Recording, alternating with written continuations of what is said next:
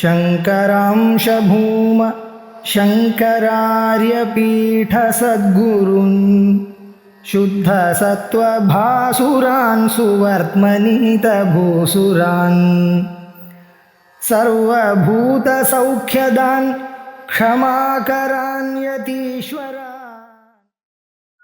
अत्र चूडामहेश्वासाः भीमार्जुनसमायुधि युधानो विराटस्य द्रुपदश्च महारथः पुरुजित्कुन्तिभोजस्य काशीदृष्टकेतुश्चेकिदानः काशीराजश्च वीर्यवान् पुरुजित्कुन्तिभोजस्य चैत्यस्य नरपुङ्गवः युधामन्युश्च विक्रान्तः बुद्धभोजाश्च वीर्यवान् सौभद्रो द्रौपदेयाश्च सर्व एव महारथाः.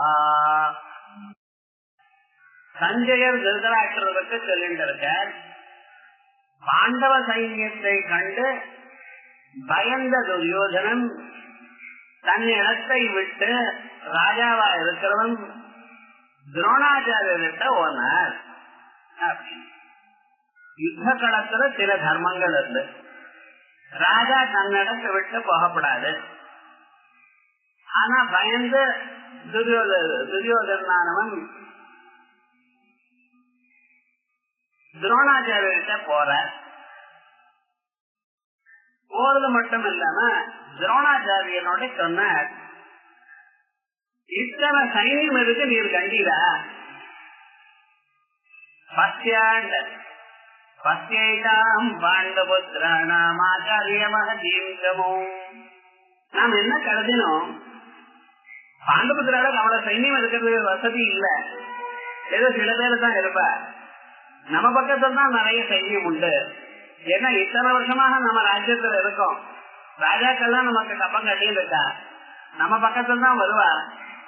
அவளுக்கு ராஜ்யத்திலையும் இல்ல, ராஜ்யத்தோட சம்பந்தமும் இல்ல, காட்டுல இருந்தா அவர் ஒரு அஜ்ஞாத வாசம் இருந்த, ஆகையால் அவ பக்கத்துல ரொம்ப பேர் சேர்ந்திருக்கவே முடியாது. எல்லாம் ஒரு நாள்ல முடிச்சு பண்ணலாம் யுத்தம் அப்படின்னு நினைச்ச துரியோதனன் இங்க வந்து பாக்குறான். பார்த்தா தனக்கு எவ்வளவு சைன்யம் இருக்கோ அது மாதிரி சைன்யம் அந்த கோடி தெரியாத அளவுக்கு நிக்கிறது. அதான் கேட்கிறான், மகதீம் சமூம், இவ்வளவு பெரியதான ஒரு சைன்யத்தை பார்த்தீரா நீங்க? அதை விட இன்னொரு விசேஷம் இருக்கு. புத்திசாலியா இருக்கக்கூடியதான திருஷ்டஜிம்னன் இந்த சைன்யத்துக்கு நாயகனாக இருக்கிறான். இந்த திருஷ்டஜிம்னன் தங்களை கொல்வதற்காகவே பிறந்தவன், தங்களிடத்திலேயே வாசித்தவன். அப்படிப்பட்டவன் தங்களுக்கு எதிராகவே உங்களுக்கு சைன்யத்தை வியூக ரச்சனை பண்ணியிருக்கான். அதையும் பார்த்தீரா? அப்பொழுது அத சொன்னதுமே துரியோதனுக்கு துரோணாச்சாரியருக்கு மனசுல வருத்தம் ஏற்பட்டது. மகான்கள் வருத்தம் ஏற்பட்டா அதை வெளிக்காட்டிக்க மாட்டான். ஏதோ சிக்கியம் தெரியாம பண்றான், விடுங்க, நாம் கவுச்சிக்கப்படாது. அப்படி அது சமயத்துல எடுத்து சொல்லணும், அவளே தெரிஞ்சுக்கணும். அது போல சந்தர்ப்பத்தை தயார் பண்ணமே தவிர அமையப்படாது. அப்படிங்கிறதுல மனசுல ரொம்ப அடக்கேண்டு இருக்காரு. இவர் அடக்கேண்டு பேசாம இருக்கிறது கண்டு கோபம் ஜாஸ்தி வந்தது துரியோதனன். நான் என்னுடைய இடத்தை விட்டு இவர் இடத்துக்கு வந்தேன், அவரிடத்துல கேட்டேன், நான் பார்த்தேன் பார்க்கல, ஒண்ணுமே சமாதானம் சொல்ல மாட்டேங்கிறேன், வாய் மொழியில விட்டார். இதனால என்னாச்சு, லோகத்துல ஜனங்கள் இடத்துல நமக்கு அவமானம் தான், நம்ம கேட்டா பதிலே சொல்லல அப்படின்னு ஒரு அவசேடனம் ஆயிடுது. குருவும் அவரை நிராகரணம் பண்ணிட்டார். லோகத்துல யார் எது பண்ணினா நம்ம ஆச்சாரியனும் நிராகரணம் பண்ணிட்டார். அப்படிங்கிற அபிப்பிராயம் வந்துருது அப்படின்னு மனசுல ரொம்ப வருத்தப்பட்டான். ஆனாலும் அவன் ஜீரோதார்த்தம் அல்லவா, தன்னுடைய மனசுல இருக்கிற வருத்தத்தையோ தான் கவலைப்படாம அது 4 பேரை காட்டணும், தனி பண்ணணும். அதற்காக என்ன பண்ணினா, அந்த சைன்யத்தை பாருங்கோன்னு சொன்னேன். அந்த சைன்யத்துல முக்கியமாக இருக்கிறவா யாரா இருக்காளோ அவளை பத்தி நான் சொல்றேன் உங்களுக்கு அப்படின்னு பாண்டவாண்டிய சைன்யத்தில் இருக்கக்கூடியதான சில ராஜாக்களை சொல்றான். அதிரத மகாராஜாக்களை சொல்லிட்டு இருக்க. நாமநிர்தேசம் பண்ணி இன்ன யுத்தத்துல பண்ணிட்டு இருக்கா, எதிர்க்க நிக்கிறா, வியூக ரச்சனையில நிக்கிறா, திருஷ்டஜீவனம் கேட்ட மாதிரி அப்படி ஒரு ராஜாக்களை சொல்றாரு. அதுல முக்கியமாக 17 ராஜாக்களை குறிப்பிடுறான் அவர். முதல்ல சொல்லும் பொழுது 17 ராஜாக்களை குறிப்பிடுறார். இந்த 17 பேர்ல பாண்டவாள் இல்ல, 17 பாண்டவாள இன்க்ளூட் பண்ணல. ஏன்னா அவ்வளவு கோபம், அவ பேரு கூட சொல்லப்படாது. அப்படி அந்த 17 பேரை சொல்றா.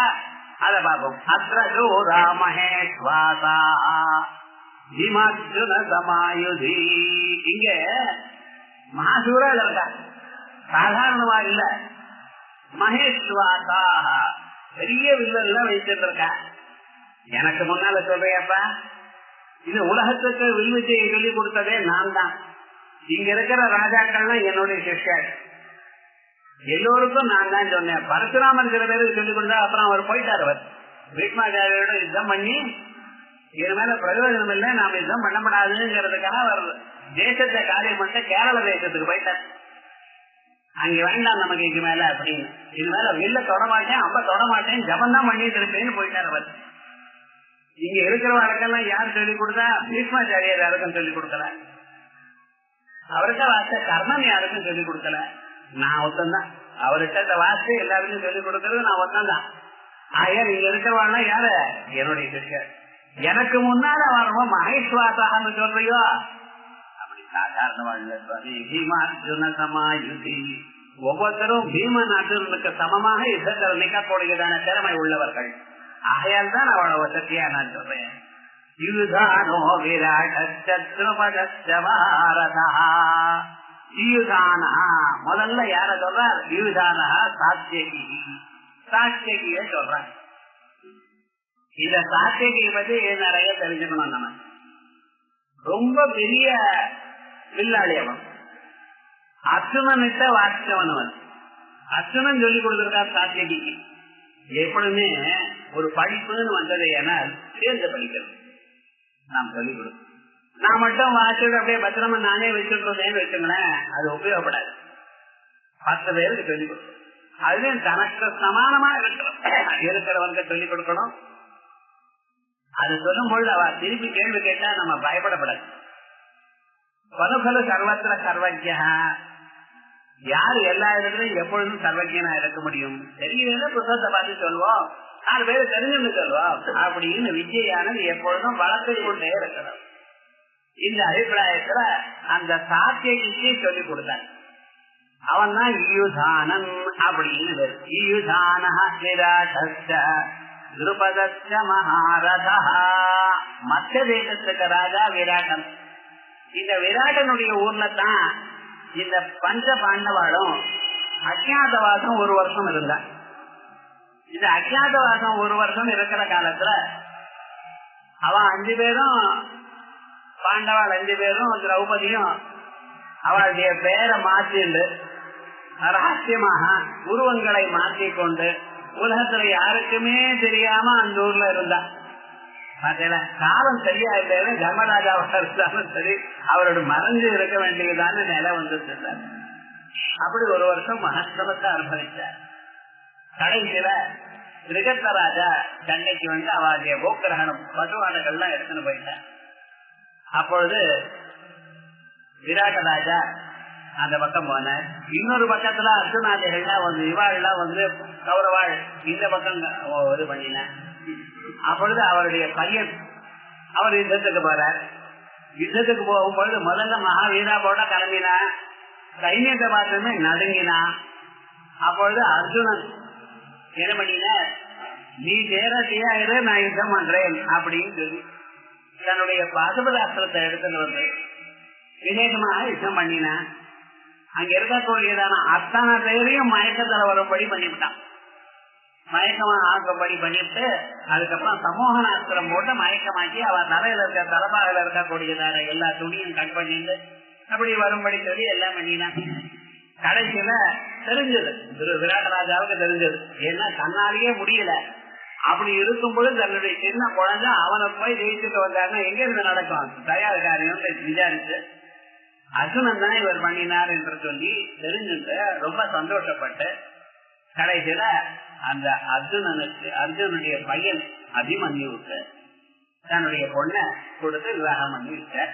இப்படின்னு அந்த விராட் ராஜா மகாசூரன் அவரைத்தான் நிற்கிறார். யுதானோ விராட்டா அபிமன்யு உத்தராவுடைய விவாகம் இங்க பார்த்தோம்.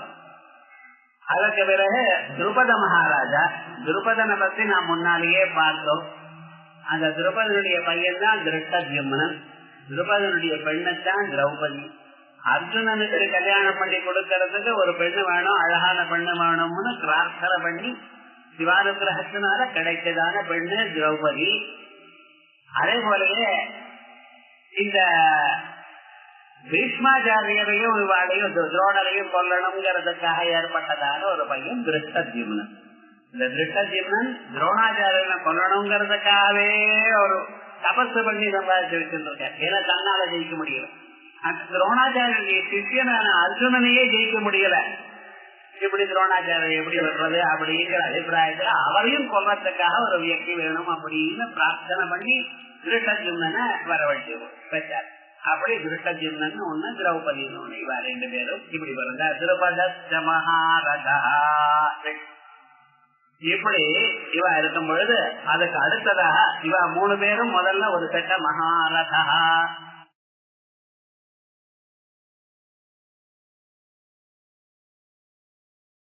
திருஷ்டகே துஸ்தே கிதானஹ காஷீராஜஸ்ய வீரியவான்.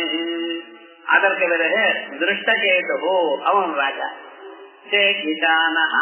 துரோணாச்சாரியனால கொல்லப்பட்டவன் சேகிதானன் மகாராஜா. ஸ்ரீமத் பாகவத்துல 9வது ஸ்கந்தத்துல இவரை பத்தி விசேஷமாக சொல்லி. பிறகு காஷீராஜஸ்ய வீரியவான், காஷிராஜன் உக்ரம் தனுரதிஜம் அப்படின்னு பிரதாரண்ய கோபனிடத்திலேயே இந்த காசி ராஜாவை பத்தி விசேஷமா சொல்லியிருக்காரு. எப்படி காசி ராஜாவானோ 2 அம்ப கையில வச்சிருந்து நிப்பாரையானால் அந்த அம்பானது லட்சியத்தை சேதனம் பண்ணாம திரும்பி வராதோ அது போல 2 கேள்வி நான் கேட்க போறேன் உங்களை, யாக்கி வைக்கிறே சித்தமா இருக்கும் அப்படின்னு கார்கி கேட்டார். அப்படி இந்த காசி ராஜாக்கள்லாம் ரொம்ப வீரியத்துல ரொம்ப பெரியவா. அப்படி இருக்கிறவா அவா நிக்கிறாளா.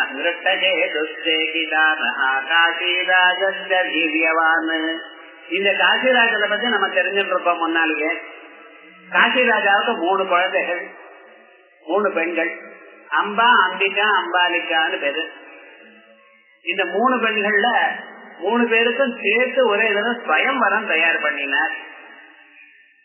எந்த ராஜாவா இருக்கட்டும் அவளை நீங்களே சேர்த்து எடுத்துங்கோ அப்படின்னு சொல்லி ராஜாக்களை எல்லாம் வரவழைச்சு சொன்னார். அப்படி இருக்கும் பொழுது இந்த அம்பாங்கிற பெரிய பொண்ணு அவர் சால்வன விவாகம் பண்ணிக்கணும் அப்படிங்கிற ஒரு அபிப்பிராயத்துல இருந்தார். ஆனா பீஷ்மாச்சாரியர் அங்கே போயிருக்கார். ஏன்னா நம்மாதில் இருக்கக்கூடிய திருதராஷ்டிராதிகளுக்கெல்லாம் வேணும் அப்படிங்கிற அபிப்பிராயத்துல போறார். போயிட்டு இவருக்கு முன்னால யாரும் நிக்க முடியல, யுத்தத்துல எல்லாரையும் யுத்தத்தை ஜெயிச்சு அந்த 3 பொண்ணுகளையும் எடுத்துட்டு வந்துவிட்டார். எடுத்துட்டு வந்ததுமே என்ன சுவாமி ஆச்சுன்னு வீட்டுக்கு வந்தாச்சு.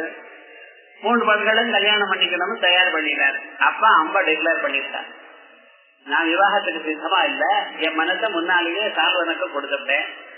ஆகையால் ஒருத்தருக்கு மனசை கொடுத்து இன்னொருத்தர கல்யாணம் பண்ணிக்கிறது நான் ரெடியா இல்ல அப்படின்னு. இவர் பார்த்தார், நியாயமாகத்தான் இருக்கு.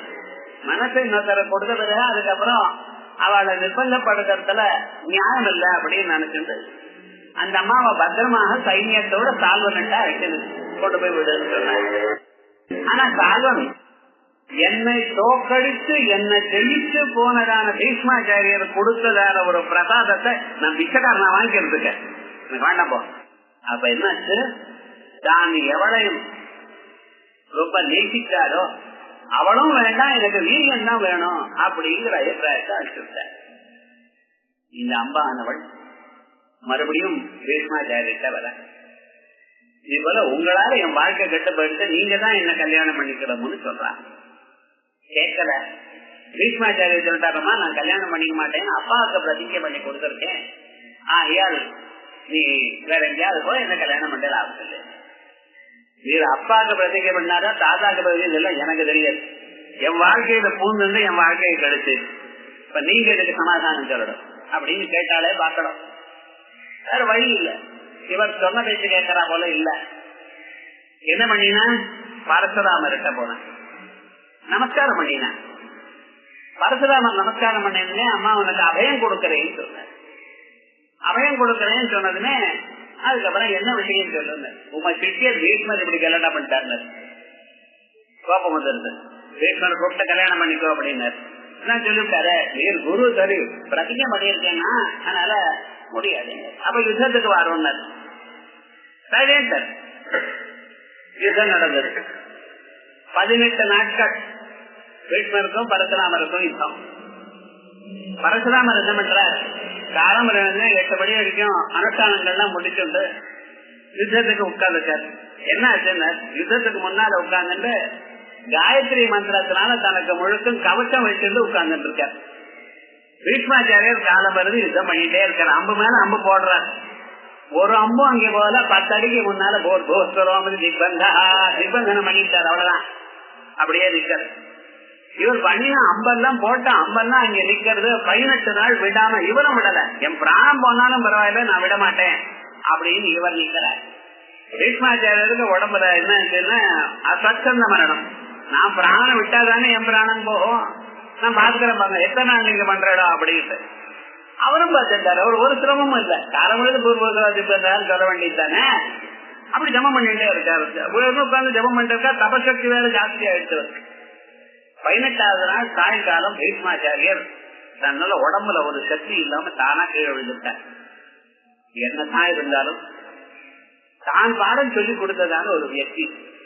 ஆக கருணையோட எட்ட பீஷ்மாச்சாரியர் சொல்லி உன்னுடைய ஒரு சக்திக்கும் ஒரு மனசுல இருக்கக்கூடியதான தைரியத்துல நான் அமைச்சரேன். நீ போலாம், நீ என்ன ஜெயிக்கல ஆனா நானும் தோத்து போகல விவகாரம் முழுக்க. நீ பரவாயில்ல போயிட்டு வரலாம், அப்ப கல்யாணம் பண்ணிக்க வேண்டாம் போ அப்படின்னு அனுப்பிச்சு விட்டேன். சந்தோஷமாக ஒரு குரு பிரசாதமாக எடுத்துக்கொண்டு பீஷ்மாச்சாரியர் போறார். ஆனால்தான் ஈஸ்வருக்கு அந்த தர்மத்தில் இருக்கக்கூடியதான ஒரு பிடிப்பு, பிராணம் போனாலும் பரவாயில்ல அப்படின்னு தர்மத்துல பிடித்து இருக்கிறதுனால அந்த பீஷ்மாச்சாரியருக்கு அவ்வளவு சக்தி. பிறகு அம்பா கிட்ட சொல்லிவிட்டார், அம்மா ஒன்னும் பண்ண முடியாது, ஆனா அபயம் கொடுத்துட்டேரே கவலைப்படாது அப்படின்னு சுப்பிரமணிய மந்திரத்தை உபதேசம் பண்றார். உபதேசம் பண்ணி அந்த அம்மாவை அனுப்பிவிட்டார். சுப்பிரமணிய சுவாமி பிரத்யட்சமானார். பிரத்யட்சமான இது போல விஷயம். சுப்பிரமணிய சுவாமி என்ன பண்ணார், அம்பாள் கழுத்துல இருக்கக்கூடிய ஒரு மாலையை கொண்டு வந்து கொடுத்தார். இந்த மாலையானது ஒரு நாளும் வாடாது, இதனை இப்படியே வச்சிருந்தது. எந்த ராஜாவுக்கு இதனை கொடுத்தியானால் அந்த ராஜா கழுத்துல இந்த மாலை போட்டுண்டா பீஷ்மாச்சாரியும் எல்லாரையும் கொண்டுடலாம், அவனுக்கு ஒரு மாதமும் வராது அப்படின்னு அபிப்பிராயத்துல இந்த மாலையை கொடுத்தார். இந்த மாலையை வாங்கிட்டார். ஊர்ல இருக்கிற ஒவ்வொரு ராஜா கிட்டையும் போறாளாம், இந்த மாலையை நீங்க போட்டு பீஷ்மாச்சாரிய யுத்தத்துக்கு போங்க அப்படின்ட்டு. ஒரு ராஜாவும் ரெடி ஆகல. மாலையை நான் போட்டுக்கிறேன், முன்னாலே எங்களுக்கு தடை தெரியும், மாலையை போட்டுக்காம சுந்தரவன் வாங்கினா பாத்தீங்களா வம்பா இது உத யாரு வாங்கிக்கிறதுன்னு அப்படிங்கிறதுனால யாரும் சித்தமாகல. தேசத்துல இருக்கிற எல்லா நாட்டுகள்ல இருக்கக்கூடியதான எல்லா ராஜாக்களையும் நாடி பார்த்தா எங்கேயும் ஒண்ணும் கிடைக்கல. கடைசியில திருபத ராஜாவுடைய வீட்டுல அரண்மனைக்கு இருக்கிற இதுல அதை மாட்டி விட்டுட்டு அந்த அம்மா போயிட்டு பரமேஸ்வரன் சுப்பிரமணிய சுவாமி இப்படி மாலையை கொடுத்தாரு, ஒன்னும் பிரயோஜனம் இல்ல, நான் பரமேஸ்வரனை தியானம் பண்றேன்னு பரமேஸ்வரனை தியானம் பண்றது தபத்துக்காக போயிட்டேன். போனா அப்படியே இந்த சரீரத்தான் பரமேஸ்வரன் பிரத்யட்சமானார். நிச்சயமாக உன்னால அவளை சொல்ல முடியும் அப்படிங்கிற அபிப்பிராயத்துல சொல்லி, ஆனா இந்த ஜென்மாவில இல்லைன்னு சரின்னு அப்படியே சரீரத்தை அக்னியில எரிச்சுண்டா. அடுத்த ஜென்மா திருபத மகாராஜாவுடைய வீட்டுல அக்னியில மறுபடியும் பிறந்தார். பிறக்கிறப்ப பெண்ணா பிறந்தார். பெண்ணா பிறந்து அதற்கு பிறகு கொஞ்ச நாள் ஆனப்புறம் ஆனா மாறினா. இதுல இன்னைக்குதான் கதைன்னு இல்ல, இன்னைக்கு மாறினார் பிட் டிரான்ஸ்லேஷன் அது இதுங்கிறத எல்லாம் வியாசாச்சாரியர் எழுதியிருக்காரு. அவளுக்கு சிக்கண்டின்னு பேரு. அவரை வச்சிருந்ததான் பீஷ்மாச்சாரியே கொல்ல போறார். இப்படி அந்த காசி ராஜானுடைய குழந்தைகளுக்கு பார்த்தீங்கன்னா அதுல அம்பாங்கிறவளை பத்தி சொன்னோம். அம்பிகா அம்பாலிக்கானவர் திருதராஷ்டிரனுக்கும் அவளுக்கும் கல்யாணம் ஆச்சு. அதுல இருந்து ஆச்சு. அதுக்கப்புறம் தான் கதையெல்லாம் நமக்கு தெரியும். இப்படி அம்ப அம்ப அம்பாலியம்பிகே நமாலயது கஷ்டன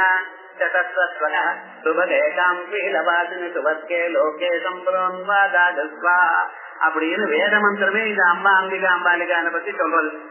அப்படிப்பட்டவர் காசிராஜா. ஆயால் காசிராஜஸ்ய வீரியவான் புருஜித் குந்தி போஜஸ்ய தைத்யஸ்ய நரபிங்கவா.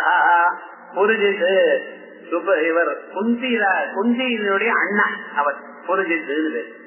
குந்தி போஜஸ்ய குந்தி போஜவன்கிறவர் அந்த குந்தியினுடைய அப்பா. அந்த குந்தி போஜனுக்கு பெண்கள் குழந்தைகளே இல்லை. அப்பொழுது இன்னொரு ராஜா அவனுடைய குழந்தை புருத்தான்னு பேர் அந்த அம்மாவுக்கு.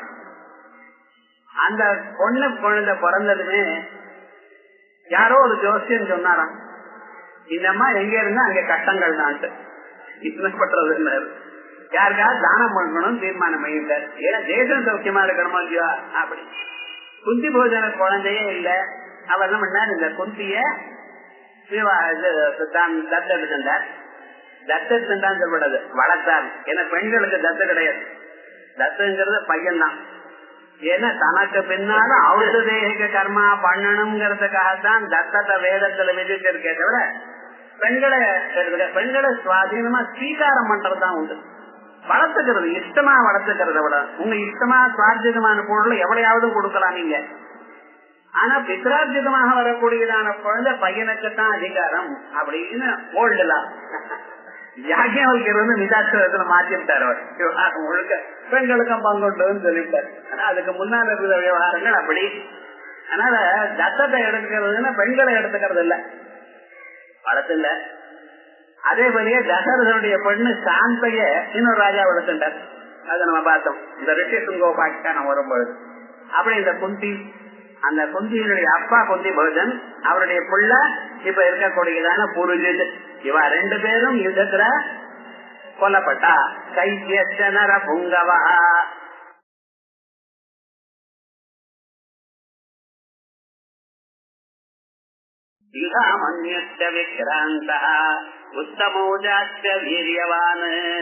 யுதாமன்யூன்னு ஒரு மகாத்மா, அவர் உத்தமௌஜானுடைய சகோதரர். யுதாமன்யூ உத்தமௌஜாதுன்னு ரெண்டு பேரும் அண்ணன் தம்பிகள். ரெண்டு பேரும் பின்னால கொல்லப்பட்டார். யுதாமன்யுஸ்த விக்ராந்தா உத்தமௌஜாஸ்ய வீரியவான். அதுக்கு மேல சௌபத்ரா, சுபத்ரையனுடைய பொண்ணு, இது பையன் அபிமன்யுன்னு பேரு. இந்த அபிமன்யுவை பத்தி தான் நம்ம பார்த்தோம்.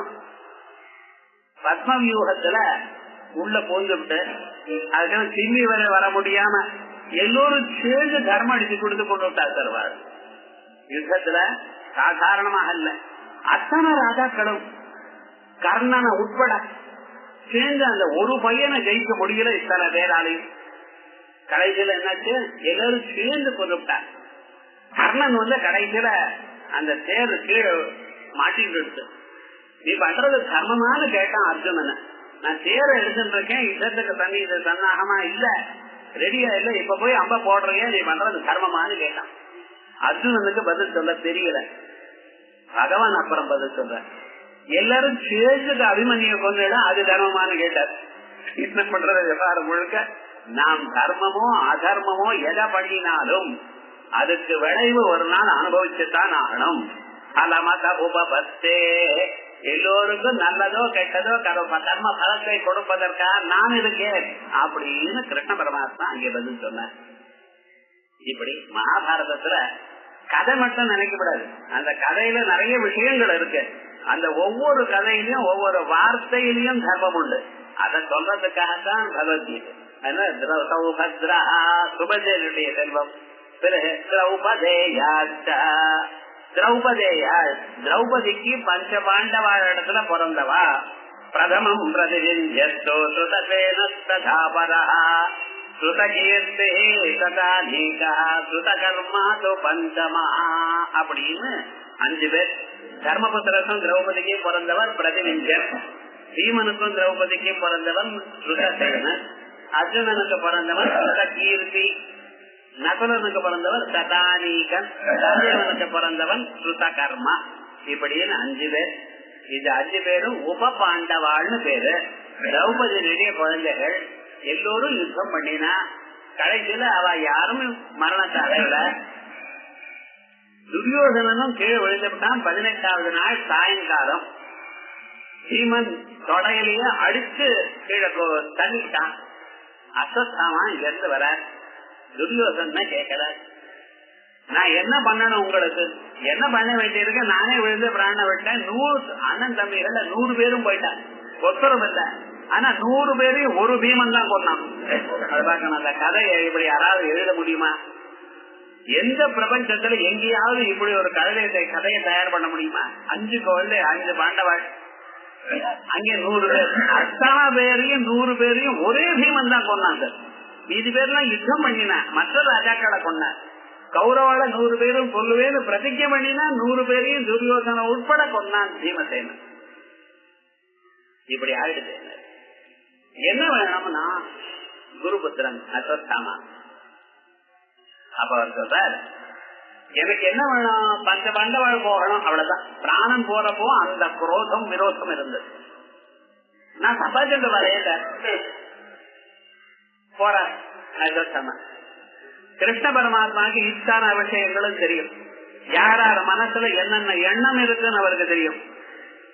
எப்பவும் சாயங்காலம் வரப்ப ஆனந்தமா வீட்டுல இருக்கிறவ அன்னைக்கு சாயங்காலம் 5:30 மணி சீக்கிரமா சத்தியாவதனம் பண்ணுங்கிற எல்லாரும் பண்ணியாச்சு. ஈவினிங் வாக்கு, இது யுத்தம் நடந்து 18 நாள் யுத்தம், உடம்பு முழுக்க ரத்த கலரி இருக்கு, ஈவினிங் வாக்க போவோங்கிறார். கிருஷ்ண பரமாத்மா சொன்னா நோன்னு சொல்ற தைரியம் யாருக்கும் கிடையாது. ஏன்னா எல்லாருடைய மனசையும் ஆகர்ஷணம் பண்றதுனால்தான் அவருக்கு கிருஷ்ணன் போற. போயிட்டு 7:30 மணிக்கு திரும்பி வர காலத்துல இவ எத்தனை பேர் போயிருக்கா? 5 பாண்டவாள், திரௌபதி, கிருஷ்ணன், சாத்யகி, இத்தனை பேரும் அழிச்சுன்னு போறாரு. அவர் போயிட்டு வர இங்க 7 மணிக்கு உடம்பு சரியா இல்லாம 5 குழந்தைகளும் படுத்துட்டு இருக்கா. இந்த குழந்தைகள் படுத்துட்டு இருக்கிறத இவர் அஸ்வத்தாமா இருட்டுல பாக்குறாரு. என்ன நினைச்சுட்டு இருக்காரு, பாண்டவாள் தான் படுத்துட்டு இருக்கா அப்படின்னு நினைச்சிருந்து வாழை எடுத்து வீசி 5 பேர் தலையும் சரியா பண்ணிட்டான். அது எல்லாம் முடி போட்டான், கிட்டைகளை கொண்டு வந்து துரியோதன் முன்னால வச்சான். துரியோதன் பார்த்த, மகாபாபி இப்படி பண்ணிவிட்டீங்கிறார் துரியோதன். என்ன, எங்களுக்கு தர்ப்பணம் கொடுக்கறதுக்கு ஆள் இல்லாம பண்ணிட்ட நீ. இது பாண்டவாள் இல்ல, உப பாண்டவாள். அவ அப்பா மாதிரியே காணப்படுறா, அத்தனை பேரையும் கொண்டுட்டியே. அடுத்ததாக எங்க குழந்தைகள் தான் இல்ல, இவாளாவது நமக்கு அவுதே கர்மா பண்ணுவாள்னு அவளும் பண்ண விடாம பண்ணிட்டியே அப்படின்னு ரொம்ப வருத்தப்பட்ட. சரி, அந்த தலைகளை அங்கேயே போட்டு சிந்தருக்கு பார்த்தா அதுக்குள்ள அந்த காரியம் முடிஞ்சதுமே பகவான் திரும்பி வந்துட்டார். வந்து பாக்குறார். பார்த்ததுமே பாண்டவாள்னா நிச்சேஷித்தால ஆயிட்டா. இவ்வளவு யுத்தம் பண்ணியும் அந்த யுத்தத்துல பண்ணி ஜெயிச்சதான ஒரு சந்தோஷம் நமக்கு இல்லாம போயிடும். 5 குழந்தைகளும் ஒரே நேரம் போயிட்டா என்ன அர்த்தம்? திரௌபதி கதறிண்ட இருக்கா. அடுத்த கணம் அர்ஜுனன், இந்த காரியம் யாரு பண்ணானா அவனை உயிரோட நான் புடிச்சுட்டு வரேன் அப்படின்னு சபதம் பண்ணி கிளம்பலாம். பகவான் பார்த்த, எதையும் பண்றதுக்கு முன்னாடி என்ன நினைக்காம சபதம் பண்றதுதான் பாண்டவாளுக்கு வழக்கம். எப்போ பகவான நினைக்க வேண்டாமோ, அனுட்சணம் சகாயம் பண்ணிட்டு இருக்கல. பின்னால போற அவரோட போகும்பொழுது அஸ்வத்தாமான்னு தெரிஞ்சு போயிடு. போட்டதுமே அஸ்வத்தாமா பின்னால போடுறார். ஒரு அஸ்திரம் போட்டும் பிரயோஜனம் இல்ல, பிரம்மாஸ்திரம் போடுறான். அவனும் பிரம்மாஸ்திரத்தை போட்டார். கடைசியில அந்த 2 முட்டின்றது. வசிஷ்டர் தான் வந்தார். வந்து 2 பிரம்மாஸ்திரங்களையும் எடுத்து தான் சாப்பிட்டார். அவர் எப்படிப்பட்டவர் பாருங்க. 2 பிரம்மாஸ்திரம் சாப்பிட்டார். சாப்பிட்டா அதுக்கு பிறகு அஸ்வத்தாமா கையும் காலமா புடிச்சுட்டார். புடிச்சிட்டு வந்து தேர்தத்துல கட்டிட்டு திரௌபதிக்கு முன்னால கொண்டு நிறுத்துறான். வாழை வீசினா வீசி அஸ்வத்தாமாவுடைய தலையை எடுக்கணும்னு பாக்குறான். கிருஷ்ண பரமாத்மா நிறுத்தாதே வீசுங்கிறார், கொண்டு விடு அப்படிங்கிறார். அப்ப திரௌபதி கொல்லாதே என்ன புத்திர சோகத்தோட நான் கஷ்டப்படுறேன். அதே மாதிரி அவருக்கு ஒரே பையன், யாரு அந்த அம்மாவுக்கு. அந்த அம்மா தன்னுடைய பையன் போயிட்டாரே அப்படின்னு சுருதி கஷ்டப்படப்படாது. ஆகையால் நிச்சயமாக வேண்டாம், இந்த காரியத்தை பண்ண வேண்டாம்னு சொல்லும் பொழுது அந்த அஸ்வத்தாமாவை என்ன பண்றது அப்படின்னு அவர் தலையில இருக்கக்கூடியதான மணி, அந்த மணியை புடுங்கி அவருக்கு மொட்டை அடிச்சு அடிச்சு விட்டுருங்க அப்படின்னு சொல்றாரு கிருஷ்ண பரமாத்மா. ஒரு கத்திரியனுக்கு இது மரணத்துக்கு சமானம் அப்படின்னு சொல்லி அனுப்பிச்சு விட்டதுன்னு சொன்னதுமே இப்படி சொன்னதுமே போச்சு அப்படின்னு அனுப்பிச்சு விட்டா. அப்படி அந்த திரௌபதியால் கொல்லப்பட்டார். இப்படி 17 ராஜாக்களை நான் சொன்னேன். இந்த 17 ராஜாக்கள்ல முதல்ல எல்லாருக்கும் விட ரொம்ப வசதியா சொன்னவன் இவாட்ட அத்திரசூரா மகேஸ்வாசாக பீமார்ஜுன சமாயுதி. பீமனுக்கும் அர்ஜுனுக்கும் சமானமானவான்னு சொல்லத்துல யார சொல்லணும்? முதல்ல தர்மபுத்திராதிகளை சொல்ல வேண்டாமா? அவளை சொல்லல. பீமனும் அர்ஜுனையும் சொல்லல. பீமார்ஜுன சமாயுதின்னு சொல்லிவிட்டு யுதானத்தான் சொல்லிட்டு இருக்கேன். இந்த சாத்தியக்கின்னு பேர் சொல்லாம யுதானன்னு சொல்றதுல ஒரு விசேஷம் உண்டு. இந்த சந்தனு மகாராஜானுடைய சின்ன தம்பியா இருக்கிறவன் பாகலீகன்னு பேர். அந்த பாகலீகனுக்கு பையன் சோமதத்தன்னு பேர். அந்த சோமதத்தனுடைய பையன் பூரிஸ்ரவத். இந்த பூரிஸ்ரவத்துங்கிறவர் இந்த சாத்தியக்கியால கொல்லப்பட்டார் இந்த பாரத யுத்தத்துல. இந்த சாத்தியக்கியானவர் சினிங்கிற ஒரு ராஜாவுடைய பேரன். அர்ஜுனன்கிட்ட வாச்சார். இந்த சினிங்கிற ராஜா இருக்க பார்த்தல, இந்த சினிய சோமதத்தன் யுத்தத்துல தோக்கடிச்சுட்டார். சோமதத்தன் யாரு? சந்தனுடைய தம்பியான பாகலீகனுடைய பையன் சோமதத்தன் பேர். அந்த சோமதத்தனுக்கும் சினிக்கு யுத்தம் நடந்தது. யுத்தத்துல சினியானவர் சோமதத்தனால் தோக்கடிக்கப்பட்டார். என்ன பண்ணினார் தெரியுமா? அந்த சினிய யுத்தத்துல கொண்டுவிட்டு அவரை காலால எட்டி வந்தார். இது கண்டதுமே ரொம்ப கோபம் வந்துருச்சு அங்க இருக்கிறவாள். இத சொன்னதுமே அவர் என்ன பண்ணினார்? யுத்தத்துல தோக்கறது இல்லாம நான் மயக்கமா இருக்கிற காலத்துல என்ன தலையில காலால உதச்சாவ அவனை விட்டேனா பாருங்க பரமேஸ்வர இடத்துல தபஸ் பண்ணினார். தபஸ் பண்ணி அதற்கு பிறகு அந்த இதே மாதிரியே நான் அடைஞ்சாகணும், இதுக்கு பிரதீகாரம் பண்ணி ஆகணும் அப்படின்னு சொல்லி அதுக்கப்புறம் போயிட்டார். அதுக்கப்புறம் அந்த அவருடைய பெண்ண தேவகிக்காக வசுதேவருக்காக அந்த பெண்ண தேவகிய வசுதேவருக்காக யுத்தம் பண்ணி தயார் பண்ணி கொடுத்தார். அதோட அந்த கதை ஆயிடுச்சு. அவர் ஜெயிக்கவே இல்லை. அவருடைய பேரன் சாத்தியகி. இந்த சாத்தியகிய எப்படியாவது நம்ம தாத்தாவுக்கு பண்ணியதான பிரதீகாரம் பண்ணணுங்கிற அபிப்பிராயத்துல என்ன பண்ணினார்? இந்த பூரிஸ்ரவத்துங்கிற அவர் சோமதத்தனுடைய பிள்ளை. முன்னாடி சொன்ன பாகலீகன் பையன் சோமதத்தனுடைய பையன் இவர் என்ன பண்ணினார்? சாத்தியகிய எப்படியாவது, ஏன்னா தன்னுடைய தாத்தா இப்படி பண்ணினாரோ இல்லையோ, அதான் நாமும் பண்ணணும் அவனை அப்படின்னு சாத்தியகிய யுத்தத்துல ஜெயிக்கிறதுக்காக முயற்சி பண்ணினார். அந்த ஒரு நாள் சாத்தியகியானவன் காலம் இருந்து சாயங்காலம் வரைக்கும் யுத்தம் பண்ணி ரொம்ப வீக் ஆயிட்டான். அந்த சந்தர்ப்பத்துல பூரிஸ்ரவத்தை எதிர்க்க போறார். போய் சாத்தியகியோட சண்டை போடுறார். சாத்தியகி உடம்புல சக்தி இல்லாம தோத்து போயிட்டான். தோத்து போறது மயக்கமாக விழுந்த காலத்துல சாத்தியகிய தலையில உதச்சான், எட்டி உதச்சான். உதச்ச பிறகு அவர் கையில எடுத்து அவரை கொல்றதுக்காக வாழ வீசினான். ஆனா எங்கிருந்தோ ஒரு மூலையில அர்ஜுனன் இந்த விஷயத்தை பார்த்தார். அங்கிருந்து அம்பு விட்டார் சார். அந்த கையும் அந்த கத்தியும் 2 கட்டாய் கீழே விழுந்தது. எங்கேயோ பார்த்திருக்கான், எங்கேயோ ஒரு செகண்ட் அவ்வளவுதான். சாத்தியக்கு பூரிஸ்ரவத் கொள்றாருங்கிறத பார்த்த அர்ஜுனன் போட்ட அம்பு அந்த கத்தி கீழே விடாம அந்த கத்தி பிடிச்சிட்டு இருக்கக்கூடியதான கையோட அறுந்து கீழே விழுந்தா போல அர்ஜுனன் போட்டான். இது சர்வ யுத்தம் இல்லை, நீ பண்றது தப்பான காரியம் அப்படின்னு அங்கேயே தபசுக்கு உட்கார்ந்துட்டார். பார்க்கணும், பழைய நாள்ல எவ்வளவுதான் சத்திரியாளா இருந்தாலும் அவளுக்கு ஒரு நம்பிக்கை. தப்பான காரியம் நீ பண்ணினாய், ஐயா இதுக்கு வேற பிரதீகாரம் கிடையாது அப்படின்னு நான் பரமேஸ்வரன் தான் தியானம் பண்றேன்னு யுத்த காலத்துல அங்கேயே உட்கார்ந்து தபஸ் பண்ண தொடங்கினார். அப்ப சாத்தியகியானவன் கொஞ்ச நேரம் ஆனது முழிச்சுட்டான். இவர் தானே நம்மளை கொல்ல வந்தாருன்னு சொல்லு தபஸ் பண்ணிட்டு இருக்கிற தலையை கத்தியார வைக்கிறார் இந்த சாத்தியகி.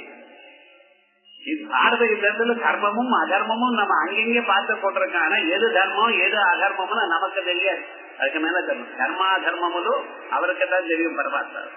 அப்படிப்பட்டதான அந்த சாத்தியக்கு 18 நாட்கள்ல எத்தனை ராஜாக்கள் மாண்டாலும் மாளாத நாசமாகாம பிராணனை விடாம இருந்த ஒரு ராஜா அவங்க தான். யுத்தமான பிறகு 36 வருஷங்கள் அவன் ராஜ்யத்தை பரிபாலனை பண்ணின. அதற்கு பிறகு இந்த பூமேர் பாராவதாராய பகவானுடைய அவதார ரகசியம் என்னன்னு கேட்டார் பாகவத்துல. பூமியினுடைய பாரத்தை குறைக்கிறதுக்காகத்தான் நான் அவதாரம் பண்ணினேங்கிறான் கிருஷ்ணன். சரிங்க என்ன பண்றது, மீதி பேர் எல்லாம் போயிட்டா சார் எதுவும் இருக்க ராஜாக்கள் மட்டும் இருக்கா, அவளையும் போகணுமே, பூமியினுடைய பாரம் எல்லாம் போகணுமே, பூமியில் திருப்த ரிதங்க அப்படின்னு கொடுத்ததான ராஜாக்கள்லாம் இருக்கா, இவ சாகணுங்கிறதுக்காகவே பகவான் என்ன பண்ணினார். ஒரு நாளைக்கு எல்லோருக்கும் ஒரு மனசுல எண்ணம் தோணி சமுத்திரக்கரையில போய் எல்லாரும் கொண்டாடுவோம்னு ஆரம்பிச்சான். அங்கே மதிராபானம் பண்ணின ஒருத்தர் அங்க இருக்கக்கூடியதான தர்மங்களாலே எடுத்து அடிச்சுட்டாக்கா. கடைசியில அந்த யுத்தத்துலதான் அவளாலேயே கொல்லப்பட்டார் சாத்திகி, தன் ஜனங்களாலேயே சாத்திகை கொல்லப்பட்டார். இப்படி சாத்திகையுடைய அவரை கொல்றதுக்கு வேற யாரும் கிடையாது. ஏன்னா அர்ஜுனனுக்கு சமானமாக யுத்தம் பண்றவன். அத்தனை விவகாரமும் துரோணாச்சாரியத்தை கத்துட்டு அதிகமான ஒரு தபத்து பண்ணி அத்தனை தேவதைகளையும் ஸ்தோத்திரம் பண்ணி அதற்கு மேல கர்ணனுக்கும் அவ்வளவு தெரியும். ஏன்னா கர்ணன் பரசுராமட்ட வாசிச்சவர். ஆனா அந்த கர்ணனை விட அதிகமாக ஒரு பிராக்டிஸ் ஞாபகம் வச்சுக்கணும். ஆச்சாரியா பாதமாதத்தே, உங்க குருட்ட இருந்து நீங்க 1/4 தான் கத்துக்கிறேன். பாதம் சிஷ்யஸ்வமேகையா, இன்னொரு 1/4 நீங்க மறுபடியும் அதுல கிருஷி பண்ணி தெரிஞ்சுக்கிறேன். பாதம் சபிரம்மச்சாரியா, சொசைட்டில இதே போல இருக்கக்கூடியதான படிச்சவாழ்ல பழகி பை எக்ஸ்பீரியன்ஸ் இன்னொரு 1/4 தெரிஞ்சுக்கிறேன். பாதம் காலக்கிரமேண தானா கொஞ்ச நாள் ஆனா தானா வளர்றது. அது அப்படி இருக்கும் பொழுது ஸ்வயம் கிருஷி அர்ஜுனனுக்கு இருந்தது. ஆனா அந்த கிருஷி கர்ணனுக்கு இல்ல. கர்ணனுக்கு எல்லாம் கத்துண்டான். ஆனா அத முயற்சி பண்ணி சண்டை போடுறதுக்கு அப்பப்ப முயற்சி பண்ணினா எவ்வளவு சாபம் வந்து தொலைறது. என்ன பண்றது, ஒரு பிராமண சாபம் வந்து கொடுத்தார், ஒரு இந்திரனுடைய சாபம் வருது. அவன் முயற்சி பண்றதுக்கே காலம் எழுது, வில் எடுக்கிறதுக்கே பயமா இருக்கு அவனுக்கு. ஆனா அர்ஜுனன் இதுக்கு என்றே உட்கார்ந்தார். இதே மாதிரியே ஸ்வயங்கிருஷியோட பண்ணி எல்லாத்தையும் கத்துட்டவன் ஏகலவியன். ஆனா அவரையும் அர்ஜுனனுடைய ஒரு குரு பக்தியினால அது ஜெயிக்க வேண்டியதான ஒரு சந்தர்ப்பம் வந்தது. அப்படி விசேஷமாக அர்ஜுனுடைய ஒரு சுபாவம். அந்த அர்ஜுனன் தான் படிக்கிறது எல்லாம் இன்னொருத்தருக்கு வித்யாதானம் பண்ணணும் அப்படின்னு சாத்தியக்கு சொல்லி கொடுத்தார். இந்த சாத்திய மனசுல உள்ளூர குரோதபாவம் இருக்கு. ஏன் நான் இந்த சோமதத்தரை எப்படியாவது ஹிம்சப்படுத்தி ஆகணும், அவளுடைய வம்சத்துல என்னுடைய தாத்தாவை இருக்க பண்ணில அப்படின்னு ஒரு குரோதம் இருக்கு. குரோதம் இருக்கப்படாது. கோபம் வரலாம், கோபம் வந்து அடுத்த கணம் கோபம் போயிடணும். ஆனா அத மனசுலயே வச்சுட்டு அடுத்த கணம் மறந்து பண்ணும். ஏன்னா இவ யாரு என்ன நம்ம வாழ்க்கையில இருக்க போறத, நமக்கும் பகவானுக்கும் டைரக்ட் கனெக்ஷன். நடுவுல இவ யாரு, யார் இடத்துலயும் கோபமோ பழைய நினைப்போ இருக்கப்படாதுன்னு சாஸ்திரம் சொல்றது. அது வச்சுக்கல சாத்தியக்கு, ஆகையால் தான் மாண்டான் அப்படிங்கிற தர்மம். இப்படி 17 ராஜாக்கள் பஞ்ச பாண்டவாளையும் விட்டு விட்டு 17 ராஜாக்களை பத்தி இங்க சொல்லியிருக்காரு. அத்ரூரா மகேஸ்வாசா பீமாயுதே யுதானம் சாத்தியகி விராட ராஜா மத்திய ராஜா द्रुपदस्तमहे महारथः द्रुपदन् पति चतुम् दृष्टकेतुश्चेतिदानः काशीराजस्य वीर्यवान् काशीराजा अम्बा अंबिकाम्बालिका अवाडे अप्पा पुरुजित् कुन्तिभोजश्च कुन्तिनुடைய அண்ணா புருஜித் குந்திபோஜன் அப்பா கைத்யஸ்ய நரபுங்கவः சிதி வம்சத்துல வந்தவர் கைத்யன் யுதாமன்யஸ்ய விக்ராந்தः உத்தமௌஜஸ்ய வீர்யவான் அப்படின்னு 2 பேர் அண்ணன் தம்பிகள். சௌபத்ரா அபிமன்யு திரௌபதேயாச்ச பிரதிவிஞ்சன் சுதகோமன் சுதகேத்தன் சதானீகன் சுதசேனன் அப்படின்னு 5 பேர். சர்வயேவ மகாரதா, எல்லோரும் மகாரதாள். ஏகோ தசசஹஸ்ராணி யோதையே எத்து தர்வினாம், யார் ஒருவர் 10,000 பேரோட யுத்தம் பண்ணுகிறானோ சஸ்திர சாஸ்திர பிரவீணச்ச மகாரத இது ஸ்ருதா, சஸ்திரசாஸ்திரத்தோட பிரவீணாளா இருக்கக்கூடியதான 10,000 பேரோட தான் ஒத்தன் யுத்தம் பண்ணி தன்னையும் சேனாதிபதியும் தேரையும் சாரதியும் தேரையும் குதிரைகளையும் காப்பாற்றிட்டு திரும்பி சாயங்கால யுத்தத்துல இருந்து வந்தானே, ஏன்னா அவனுக்கு மகாரதன்னு ஒருவர் 10,000 பேர் உண்டு சண்டை போட்டு தானும் சாரதியும் குதிரைகளோ தேரும் ஒழுங்கா சாயந்தரம் வந்தா மகாரதன்னு. அமிதான் யோதையே சம்பிருத்தோ அதிரதா, இப்படி 10,000க்கு மேல இருக்கிறவாளோடு சண்டை போட்டு திரும்பி வருவாரே ஆனால் அவருக்கு அதிரதன்னு பேரு. ரதஸ்து ஏகேன யோ யோத்தா தன்யூனோ அர்த்த ரதஸ்வதா, ஒருத்தரோட ஒருத்தர் டைரக்ட் கம்பேட், அதுல ஜெயிச்சுட்டு வந்தா அவனுக்கு ரதன்னு பேரு. அதுலயும் ஒரு குதிரையோ ஒரு சாரதியோ கொல்லப்பட்டாரே ஆனால் அவருக்கு அர்த்த ரதன்னு பேரு. இதெல்லாம் ஏன் சொல்ல வந்தேன்னா, நாளைக்கு கௌரவாண்டிய சைன்யம் வைக்கிற காலத்துல கர்ணனை அர்த்தரதன்னு கால்குலேட் பண்ணார் பீஷ்மாச்சாரியர். இவர் இப்ப மகாரதங்கிற கால்குலேஷன்ல இருக்கு. கர்ணனை அர்த்தரதன்னு சொன்னார். ஏன்னா 3 தரம் அர்ஜுனோட தோத்து போயிருக்கேன், ஒரு தரம் இல்ல. திரௌபதி கல்யாண சந்தர்ப்பத்துல அர்ஜுனன் கர்ணனை தோக்கடிச்சார். அதே போலயே உத்தர கோக்கிரக சந்தர்ப்பத்துல அர்ஜுனனை தோக்கடிச்சார், அர்ஜுனன் கர்ணனை தோக்கடிச்சார். அதே போலயே இந்த 5 பேருக்கும் இது முதல்ல எக்ஸாமினேஷன் நடந்தது, பரீட்சை பாஸ் பண்ணி அந்த இடத்துலயும் கர்ணனை தோக்கடிச்சார். ஆகையால் 3 தரம் அர்ஜுனால தோக்கடிக்கப்பட்டாயினி. ஆகையால் நீ அர்த்தரதன்னு தான் இவரை கால்குலேட் பண்ணி வச்சார். என்ன போய் அர்த்தரதன்னு நீங்க இது பண்ணினேல, ஆகையால் நீங்கள் உயிரோடு இருக்கிற வரைக்கும் நான் யுத்தத்துக்கு வரமாட்டேன்னா எப்படி இருக்கு பத்தியா? இப்ப விவகாரம் பீஷ்மாச்சாரியன் நிர்ணயம் முன்னாலேயே தீர்மானம் ஆயிடுது. யானை வரும் பின்ன மணி ஓச வரும் முன்ன, இப்படி ஒரு வார்த்தையெல்லாம் வந்தது. அதனால இப்படி எல்லாம் விவகாரங்கள். ஆகையால் ரதன் அர்த்தரதன் மகாரதன் அதிரதன் இப்படின்னு இருக்குமே. ஆனால் அதுல மிலிட்டரியில பொசிஷன், அதனால மகாரதன் கிரேட் கார் அப்படின்னு டிரான்ஸ்லேட் பண்ணிருக்கேன் அன்னி பெசன்டம்மா. சம்பிரதாயம் தெரியாதனால வந்தது ஞாபகம். அதனால டிரான்ஸ்லேஷனை பத்தி பார்க்கப்படாது. இதெல்லாம் அவ்வளவு சுலபம் இல்ல. சாஸ்திரங்கள் உள்ளூர பூந்து அதனுடைய லட்சணங்கள் சொன்னாதான் தெரியும். ஆகையால் இப்படி பாண்டவாளுடைய சைன்யம் துரியோதனன் பார்த்ததான வண்ணம் இன்னைக்கு பார்த்திருக்கோம். அதே போல துரியோதன் தன் சைன்யத்தை பத்தி தான் சொல்ல போறான்.